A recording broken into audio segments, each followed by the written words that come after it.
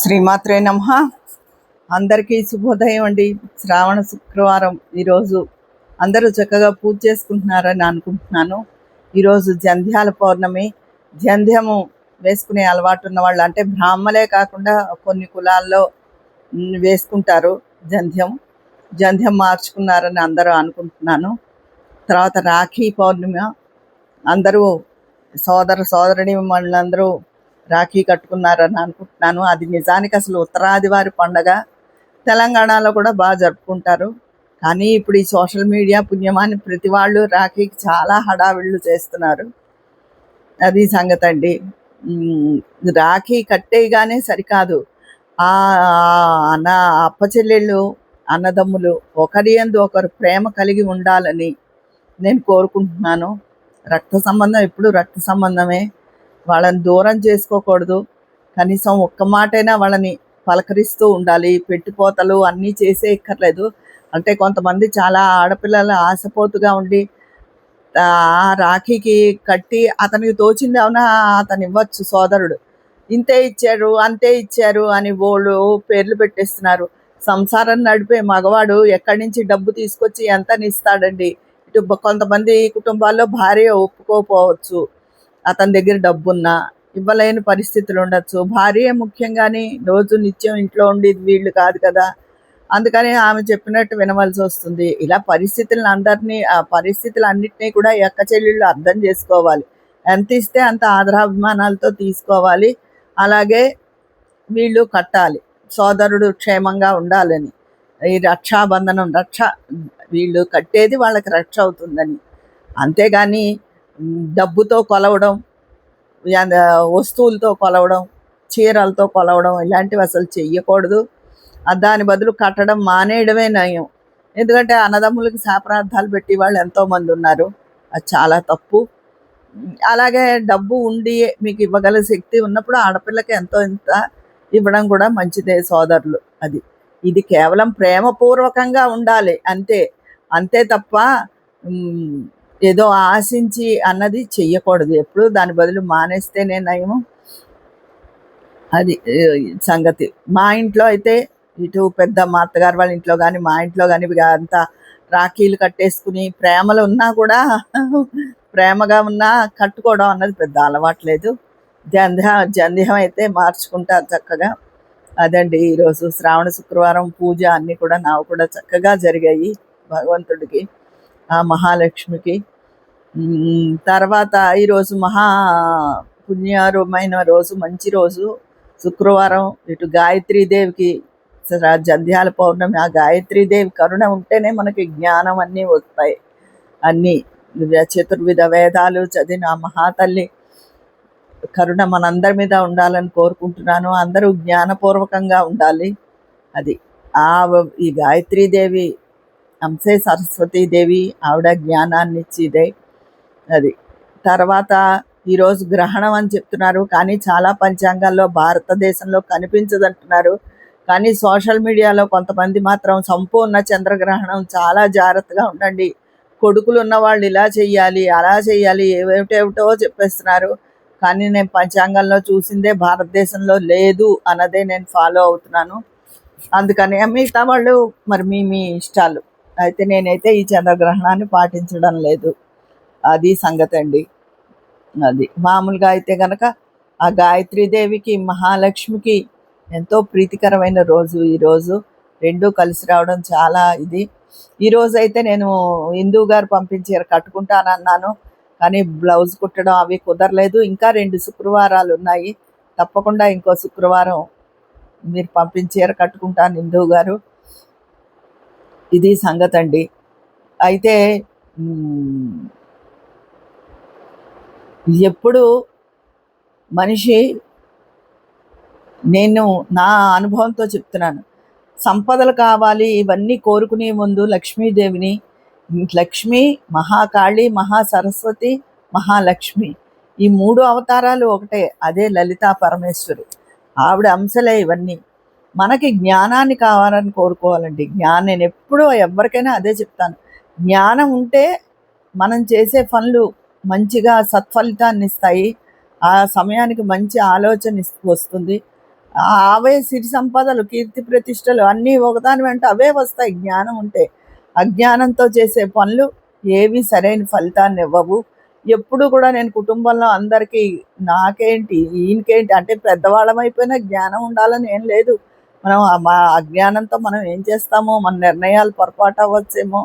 పిల్లలకి, కోడళ్ళకి అందరికీ కూడా జ్ఞానం ఉండాలి. మా మనవరాలు కూడా జ్ఞానంగా బాగా చదువుకోవాలని అందరికీ జ్ఞానాన్ని కోసం నేను ప్రార్థిస్తాను ముందు అమ్మవారిని. అందుకని జ్ఞానం కావాలని కోరుకోండి. అప్పుడు అన్నీ మన కోరికలు, మన ఆరోగ్యం ఏమిటి అన్నీ అవే బాగుంటాయి. ఎందుకంటే జ్ఞానంతో చేసే పనులు ఎప్పుడూ సత్ఫలితాన్ని ఇస్తాయి. అందరూ అందుకని జ్ఞానం కోసం ప్రార్థించండి అందరూను. ఇవి సంగతులు. ఇకపోతే బయట రకరకాల దారుణాలు జరుగుతున్నాయండి. ఇంకా ఆ దారుణాల గురించి మాట్లాడడానికైతే అంతులేదు. ఐఫోన్ కావాలని పేచీ పెట్టి ఒక పిల్లాడు తల్లిదండ్రిని కూడా బలి తీసేసుకున్నాడు దూకేస్తానని. అదో పిచ్చి. అది కుటుంబం అంతా ఇదైపోయింది. ఇంకా పిఠాపురం ఏఈ గారి కుటుంబం గోదావరిలో దూకడం గురించి అయితే ఇంకా రకరకాల వస్తున్నాయి, రోజుకో వార్తలు వస్తున్నాయి. అవి ఇదిగానే ఉంది. ప్రతి వాళ్ళు చంపుకుంటున్నారు, చచ్చిపోతున్నారు. ఇవన్నీ ఇంకా ఈరోజు మనం మాట్లాడుకోవడం అనవసరం. కానీ చాలా దారుణాలుగా ఉన్నాయి. ప్రతి వాళ్ళు మన జీవితం బాగుండడం కోసంతో పాటు మన సమాజంలో ఉన్న వ్యక్తులు అందరూ కూడా బాగుండాలి అని మాత్రం కోరుకోండి. సమాజం బాగుంటే మనం కూడా బాగుంటాం.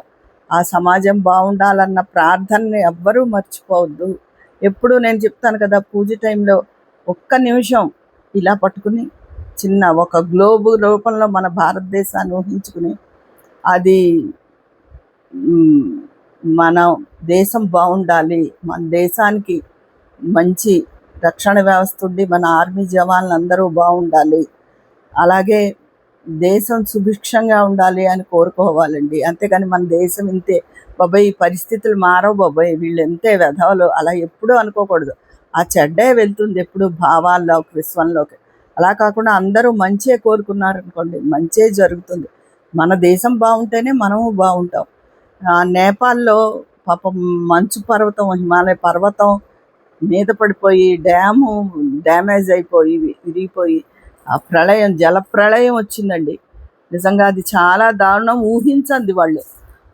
దానివల్ల అందరూ కూడా గ్రామాలు తుడిచిపెట్టుకుపోయాయి. ఎంతోమంది టూరిస్టులు, అందులో మన భారతీయులు ఉన్నారు, మన తెలంగాణ ఆంధ్ర రాష్ట్రాల వాళ్ళు ఉన్నారు. వాళ్ళంతా కూడా గల్లంతైపోయారు అంటున్నారు. నిజంగా ఇది చాలా దారుణమైన విషయం అండి. నేపాల్లో జరిగిన విషయం ఎంతో బాధాకరం. ఏవి జరుగుతున్నాయో ఏమిటో ఎప్పుడు ఏదో ఊహించుకోలేకపోతున్నాం. ఎప్పుడు ఎలా ఉంటారో మనుషులు ఊహించుకోలేకపోతున్నాం. ఈ లోపలనే మనుషులకి ఈగోలు, మన మాటే చెల్లాలి అనే ఆ గొడవలు, గోలలు ఇలాంటివన్నీ మాత్రం ఎక్కువైపోతున్నాయి. అంతేగాని ఈ ప్రపంచం ఎలా ఉంటుందో, ఎప్పుడు ఏ క్షణాన్ని ఏమి విపత్తులు జరుగుతాయో, ప్రకృతి ఏ రకంగా ఉంటుందో అన్నది ఎవ్వరికీ తట్టడం లేదు. ఎంతసేపు కొట్టు చచ్చిపోవడం, డబ్బు ఇంకా దాచేసుకోవాలని తాపత్రయం. అది తర్వాత నేను ఇంకొక విషయం చెప్పదలుచుకున్నానండి. ఈ సోషల్ మీడియాలోనూ ఈ పని పాట లేని ఒకప్పుడు జర్నలిస్ట్గా ఉండి ఇప్పుడు ఖాళీగా ఉన్న జర్నలిస్టులని కొంతమంది టీవీల వాళ్ళు ఆహ్వానిస్తున్నారు. వాళ్ళు అసలు చనిపోయిన వాళ్ళ గురించి ఎప్పుడూ మాట్లాడకూడదండి. మనం మాట్లాడకూడదు. ఇంకా నా జీవితంలో చనిపోయిన వాళ్ళు కొంతమంది ఉన్నారు. వాళ్ళు నా మనసు ఎంతో కష్టపెట్టిన వాళ్ళు, చాలా బాధ పెట్టిన వాళ్ళు. కానీ నేను వాళ్ళ గురించి, వాళ్ళు చనిపోయాక, వాళ్ళు ఉండగా నేను తిట్టుకున్నానేమో కానీ వాళ్ళు చనిపోయాకనే వాళ్ళ గురించి టాపిక్ కూడా నేను ఎత్తను. ఎందుకంటే చనిపోయిన వాళ్ళు ఇంకా భగవంతుడితో సమానం అంటారు. ఇంకా వదిలేయాలి వాళ్ళని. అలాంటిది తెల్లారుజాము 4ంటికే రామారావు గారు 20 మేకకాళ్ళు తినేసేట అని ఒకడు చెప్తాడు. ఒక 100 మిరపకాయ బజ్జీలు తినేసాడని ఒకడు చెప్తాడు. నిన్నెవడో అంటాడు 100 కోట్లు సంపాదించాడు, కోట్లు సంపాదించాడు శోభన్ బాబు, ఏం పట్టుకెళ్ళాడు అంటున్నాడు. అలా అనడం తప్పు కదా. ఇదేంటి ఎవడు మాత్రం పట్టుకెళ్తున్నారు? ఇప్పుడు బోల్డ్ మంది రాజకీయ నాయకులేంటి, మామూలు జనాలేంటి, కోట్లు సంపాదిస్తున్నారు. వాళ్ళు ఏమైనా కూడా పట్టుకెళ్తారా? అలాగే ఆయన పట్టుకెళ్ళలేదు. కానీ ఆయన ఒకప్పుడు డబ్బింగ్ జానకి గారు ఇంటర్వ్యూలో చెప్పారు, ఆయన ఒక రిక్షాలో వెళ్ళవలసి వచ్చింది. ఏదో నాటకానికో ఏదో చిన్న వేషం ఉందంటే ఆ రోజున ఆయనకి ఆ రిక్షా వాడికి ఇవ్వడానికి పావలా కూడా ఆయన జేబులో లేదు. అప్పటికే ఆయనకి 4 పిల్లలు. చాలా ఇబ్బంది పడుతున్నారు. ఆయన ఇబ్బంది పడ్డారు కాబట్టే, డబ్బు విలువ తెలుసు కాబట్టే పిల్లలు వాళ్ళు ఇబ్బంది పడకూడదని వాళ్ళని మంచిగా చదివించుకున్నారు. సినీ రంగంలోకి రానివ్వలేదు. ఎందుకంటే ఆయన చాలా అవమానాలు పడి పైకొచ్చారు. అందుకని డబ్బును ఆయన జాగ్రత్త పెట్టారు. తరతరాలు ఆయన పేరు చెప్పుకునేక బతుకుతారు. మా తాత అంత సంపాదించాడు అని చెప్పి అది చాలదా? అలాగే ఆయన ఎన్నో గుప్తదానాలు కూడా చేశారు. కాకపోతే ఆయన చాటింపు వేసుకోలేదు. కొంతమంది ఓ ₹1,00,000 ఇచ్చే మేము ఇచ్చాం అని చెప్పుకుంటూ ఉంటారు. అది అంతేగాని అలా పోయిన వాళ్ళ గురించి మాట్లాడడం తప్పు. రామారావు గారి తిండి గురించి అవన్నీ వీళ్ళకి ఎందుకండి? ఆయన ఏం తిన్నాడో ఏం చేశాడో మహానుభావుడు అని పేరుగాంచాడు. ఏ హీరోయిన్ని కదిపినా సరే రామారావు గారు మహానుభావుడండి. ఆయన కళ్ళల్లోకి ఇలా మొహం కూడా పెట్టి చూసేవారు కాదు. ఆడవాళ్ళకేసి ఇలా పక్కకు తిరిగే చూసి మాట్లాడేవారు అని వాణిశ్రీ గారు అంతటి వారే ఇంటర్వ్యూలో చెప్పారు. అలా ఎవరిలోనైనా ఉన్న మంచిని తీసుకోవాలి తప్ప వాళ్ళు బాగా నటించిన నటనని అవిను ఈ జర్నలిస్టులని వీళ్ళు పాత విషయాలు పోయిన వాళ్ళ గురించి ఇంటర్వ్యూలు చేయకూడదు. వాళ్ళు అలా చెప్పకూడదు. అసలు ఈ ఇంటర్వ్యూలు చేసి వాళ్ళని బ్యాన్ చేసేయాలి. చనిపోయిన వాళ్ళ గురించి మీకు ఎందుకు? వాళ్ళ జీవితాలు మీకు దమ్ముంటే వాళ్ళు బతికుండగా ఈ మాటలన్నీ చెప్పండి. అంతేగాని వాళ్ళు పోయిన తర్వాత ఇష్టం వచ్చినట్టు వాగడం చాలా తప్పు.